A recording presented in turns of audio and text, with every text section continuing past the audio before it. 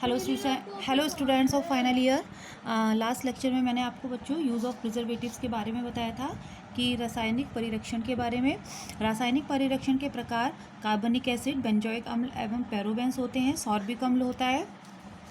Then next आता है acetic अम्ल और लैक्टिक अम्ल, सोडियम डाई एसीटेट। ये मैंने आपको लास्ट लेक्चर में बता दिए थे। नेक्स्ट आगे का जो लेक्चर है वो कंटिन्यू करते हुए सेकंड पार्ट जो है इसका वो आता है अकार्बनिक एसिड एवं सॉल्ट।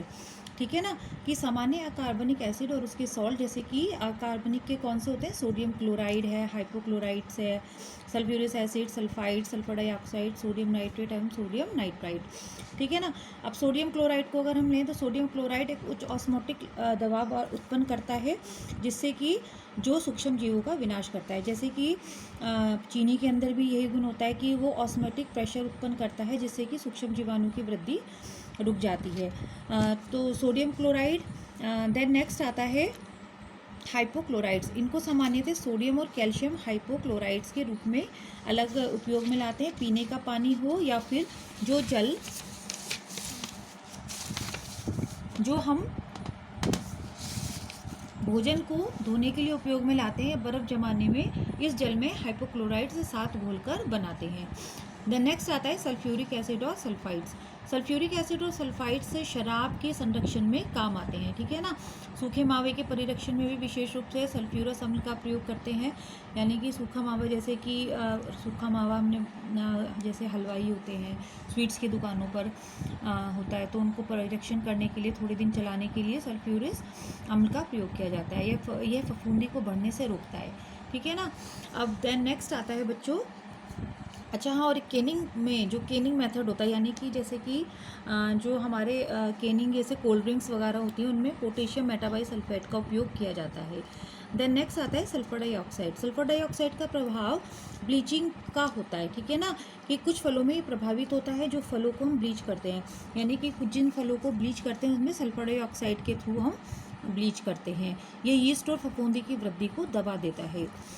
देन नेक्स्ट आता है नाइट्रेट्स और नाइट्राइट। नाइट्रेट्स और नाइट्राइट्स बैक्टीरियल वृद्धि पर रुकावट का प्रभाव डालते हैं।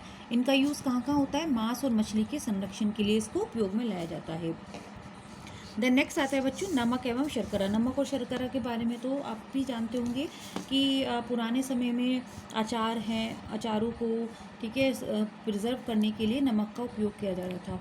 आज भी अचार, अगर अचार में नमक की मात्रा थोड़ी सी भी कम रह जाती है तो अचार खराब हो जाता है।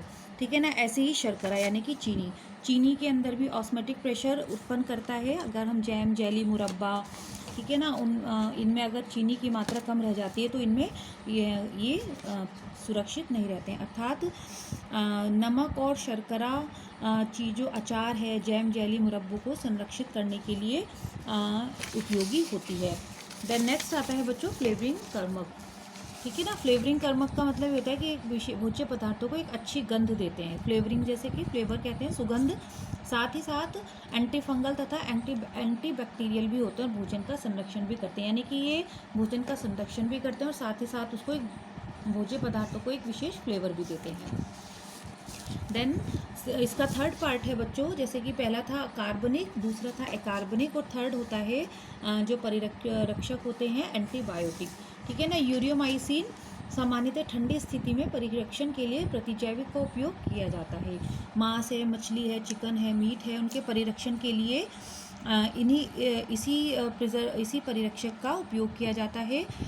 यानी कि उपयोग कैसे किया जाता है उसका, कि ताजे मांस की सतह पर कोई भी एंटीबायोटिक, जो आपने ऊपर पढ़ा यूरोमाइसिन क्लोरो टेट्रासाइक्लिन का घोल लगा दिया जाता है या उसमें डुबो दिया जाता है।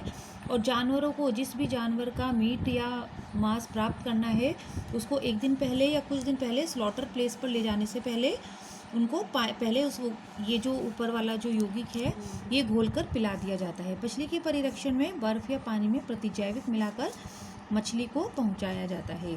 इस विधि को मुख्यतः 3 भागों में बांटा गया है। एंटीबायोटिक को बच्चों गामा रे, उच्च ऊर्जा इलेक्ट्रॉन बीमापुंज, पराबैंगनी किरणें और रेडिएशन पाश्चुरीकरण।